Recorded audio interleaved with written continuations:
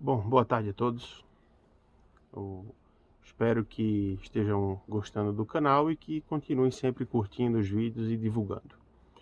Hoje eu gostaria de falar sobre um tema absolutamente controverso na história da arquitetura, apesar de a gente já ter eu já fiz outros vídeos sobre essa questão, tanto um vídeo sobre o que é que faz um trabalho, uma obra de arte, um trabalho artístico ter valor clássico, quanto o que é que faz com que ele tenha um grande valor estético. Porém, uma grande questão que a gente sempre se coloca ao longo da história da arquitetura é o que é uma obra de linguagem clássica. Diversos autores, e eu já mencionei alguns deles aqui, como o Colin Rowe, por exemplo, na sua obra A Matemática da Vila Ideal. Eu tenho uma edição americana, não existe, até onde eu conheço, não existe edição em português dessas obras, do Colin Rowe. Essa edição foi publicada pelo MIT. Ele discute bastante sobre o que é que faz com que uma obra seja de linguagem clássica. A gente, obviamente, tem que remontar aos antigos. A gente vai desde o Platão, passando pelo Vitrúvio, pelos teóricos regressistas vitruvianos e chegando aos principais teóricos do Renascimento, dentre eles o Alberti Filaretti, Francisco de Giorgio Martini, Palladio, Sérlio, Vignola, dentre outros.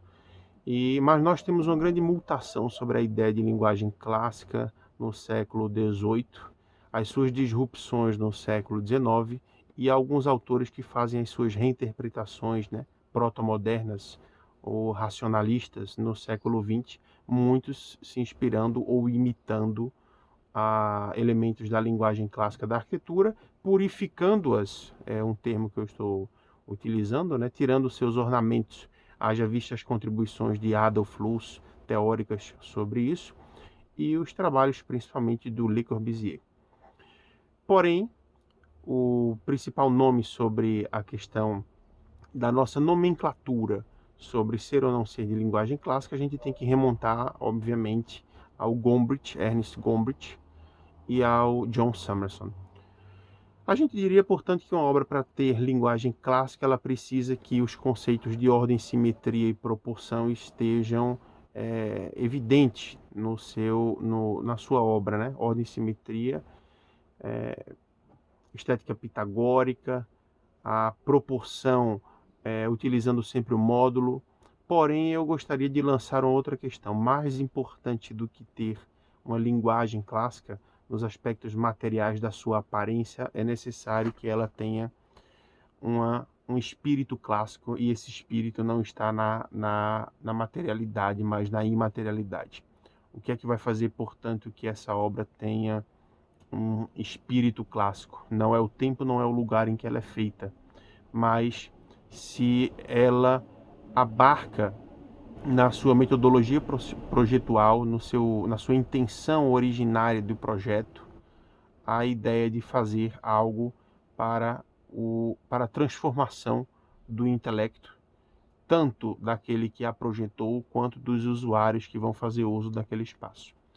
Portanto, né, neste contexto, a ordem não é aquela ordem convencional, coluna, superestrutura que nós vemos nos livros, mas o processo de elaboração daquela ordem, desde os pequenos elementos arquitetônicos até a ordem concluída, construída.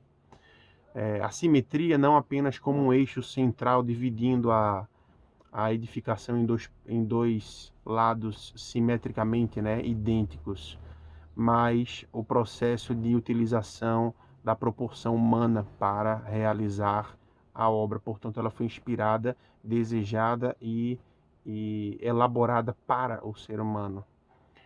E a proporção, no sentido de que o módulo foi utilizado de maneira harmônica, proporcionalmente harmônica, em todas as suas partes para a elaboração do projeto.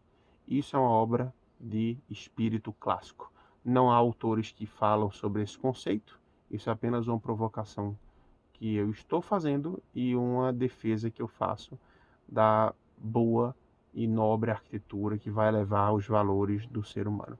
Muito obrigado, espero que tenham gostado do vídeo, curtam e divulguem.